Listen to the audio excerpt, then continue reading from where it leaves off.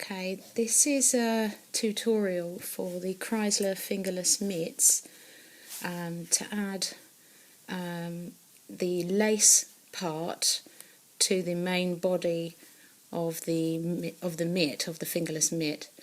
In this case now we've had say 20 or so rows of cuff ribbing, one by one ribbing, and we are now about to add the lace portion. Now in the setup we've got our main colour yarn here and our contrast colour yarn here, which is the fingering weight of some choice, which will be your lace overlay. And I've got my cuff ribbing with the main colour yarn on needle 1, and this is represented by these bronze coloured square needles, so that's needle 1. I have ready needle 2, which will be my lace yarn, my contrast colour yarn will be put on those. Now I'm going to show you the Continental method because I'm a Continental knitter, and the way I would put the contrasting yarn onto this main section here is I would, as you would do in Fair Isle, I think, for those who are familiar with Fair Isle or colour stranded knitting, we would use our index finger and place the yarn rolling under the finger of the contrast colour yarn and the main colour yarn rolling over, so that when you go to knit, for most Fair Isle knitters, they would knit the main colour first and then knit the contrast colour after. But what we're going to do here now, we're going to grab them both at the same time. So I've got needle 1 right hand plus needle 2 together, and I'm going to insert them both into the first stitch. Now note here that needle 1 right hand is situated above needle 2, and there's a reason for that, and I'll explain. You'll see it as you go. Actually, when you insert both needles into the first stitch, you'll probably see that there, into the first stitch, trying to keep them level, and I'm going to go in between the two strands here and grab them both at the same time, and you'll see they're both wrapped, main colour on needle 1, contrast colour on needle 2, and then I'm going to pull those two through and then off, and you will see here that I've got main colour stitch on needle 1, contrast colour stitch on needle 2. I'll repeat that process with the next stitch. Insert both needle tips into the second stitch, go through and grab both of them. There's a bit of an art to that. Oops, hang on. And then pull those stitches through. That will be 2. One more time. In, grab, hook it through. Oopsie, and off. I'll try and speed that up so you can sort of see it in process. There is perhaps a knack to this. You could probably use your index finger to guide yourself in a bit, but from a Continental knitter's perspective, this is actually probably an easier process, but for an English knitter it might be something else. Okay, I will show you the English method now.